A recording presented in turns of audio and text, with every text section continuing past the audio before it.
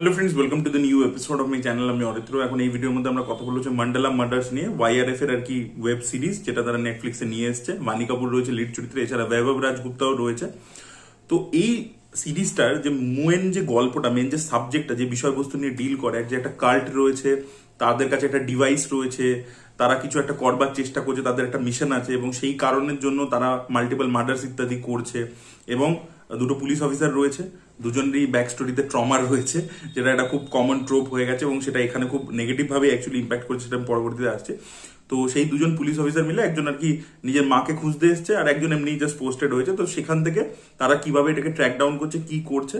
তো এই পুরো সিরিজটার যে মেন যে বিষয়বস্তু, মেন যে গল্প যেটাকে আমরা বলি, সেটা প্রচন্ড ভালো, প্রচন্ড ইউনিক, দেখতে খুব ইন্টারেস্টিং। আইডিয়াস যেগুলো গোটা ছবি জুড়ে যে আইডিয়াস গুলো প্রেজেন্ট রয়েছে, এই যে একটা মানে সিক্রেট সোসাইটি থেকে শুরু করে তার পরবর্তী একটা ক্যারেক্টার রয়েছে স্পিরিটের সাথে কথা বলতে পারছে, এই ধরনের নানান রকম এলিমেন্টস রয়েছে। So it's more of a mythology plus science ফিকশনেরও এলিমেন্ট কিছু রয়েছে। তো mythology plus science fiction plus thriller, একটা খুব ইউনিক স্পেসের মধ্যে এই সিরিজটা, মানে মেন গল্পটা আর কি বিরাজমান। মেন গল্পটা সেই একটা ইউনিক স্পেসের মধ্যে রয়েছে আর কি, একটা জনরার মধ্যে। কিন্তু প্রবলেমটা কোথায় হয়ে গেছে, মান্ডালা মার্ডার্স কেন একটা দারুণ ওয়েব সিরিজ হয়নি? বিকজ এর যে কনসেপ্টটা, যেটা বললাম, খুব ইন্টারেস্টিং, খুব ভালো, নানান রকমের আইডিয়াস রয়েছে, এটা সচরাচর আমরা ইন্ডিয়ান কন্টেন্টের মধ্যে দেখতে পাই না। বাট সেটাকে কি করেছে মেকার্সরা, ভেবেছে যে আমি ইন্ডিয়ান অডিয়েন্সের জন্য অ্যাক্সেসিবল বানাবো। তাই জন্য গল্পটাকে যে স্টোরি টেলিংটা করবো, একটা হচ্ছে গল্প, এটা স্টোরি, যেটা নিয়ে এতক্ষণ কথা বলছিলাম। এবার হচ্ছে স্টোরি টেলিং, আপনি কিভাবে গল্পটা বলছেন, কি ফরম্যাটে বলছেন, সেটাকে আমি দর্শকের জন্য অ্যাক্সেসিবল বানাবো। তাই জন্য জিনিসটাকে, এই গল্পটাকে আরো ইন্টেন্স ভাবে, আরো সিরিয়াস ভাবে, আরো মানে একটা অন্য রকমের ট্রিটমেন্ট ডিমান্ড করতো এই গল্পটা। সেটাকে একটা টিপিক্যাল টেমপ্লেট বেস জিনিসের মধ্যে এই গল্পটাকে পুট অন করা হয়েছে। তাই জন্য স্ক্রিনের মধ্যে যা যা চলছে, সেই সবকটা এলিমেন্ট আমাদের আগে দেখা, ঠিক আছে? ওগুলো কোথা না কোথার আইডিয়াকে রিহ্যাশ করে দিয়েছে। মানে কোর আইডিয়াটা খুব ইন্টারেস্টিং, বাট স্ক্রিনে যে সিনস গুলো চলছে, যেভাবে গল্পটা এগোচ্ছে, যেভাবে ন্যারেটিভটা এগোচ্ছে, এই যে বললাম যে একটা পুলিশ অফিসার যে লিড চরিত্র, সে ইনভেস্টিগেট করবে, মানে তার এবার নিজস্ব একটা ট্রমা তাকে দিতে হবে। এবার এই ট্রমাটা দেওয়াটা এটা খুব টিপিক্যাল ট্রোপ।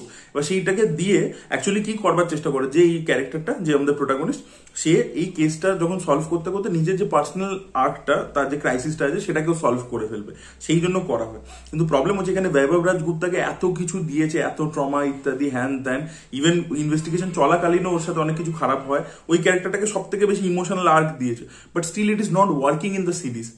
বিকজ এক হচ্ছে এই যে স্টাইল অফ স্টোরি টেলিং, যেটা আমি স্পেশাল অফ সিজন 2 এর ক্ষেত্রে বলছিলাম, যেটা রিলস বেসড স্টোরি টেলিং, যে আমি plot point to plot point move করবো, আমি কখনো গল্পের কোনো চরিত্রকে ডেভেলপ করবো না, এরকম কোনো সিন রাখবো না, যেটা মেন অ্যাকচুয়ালি আপনি যদি দেখেন যত টপ টপ সিরিজ আছে, মানে ওয়ার্ল্ডের best series, game of Thrones থেকে শুরু করে ব্রেকিং ব্যাড থেকে, এরকম প্রচুর সিন আছে যেটা হয়তো মেন প্লটটাকে সার্ভিস করে খুব একটা এগিয়ে নিয়ে যাচ্ছে তা নয়, বাট ক্যারেক্টারের ডেভেলপমেন্টে হেল্প করছে। Because web series is more of a character driven medium.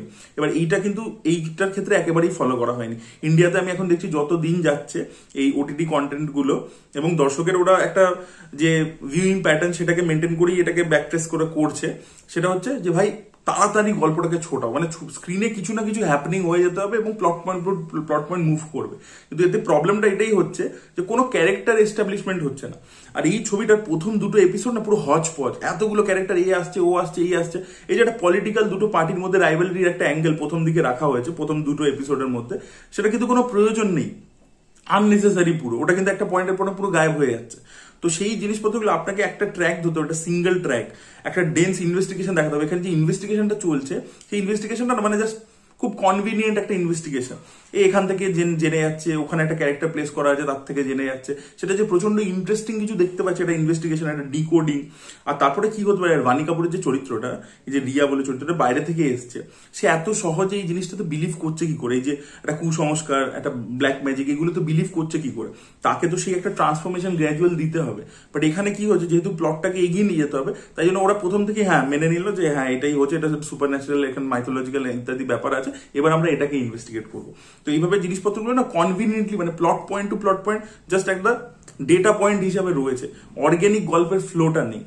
তো সেই জন্য কোনো চরিত্র বেরিয়ে আসেনি। এই যে বৈভব রাজগুপ্তা, যে গল্পের প্রোটাগনিস্ট, কিন্তু আমাদের মনে থাকে না।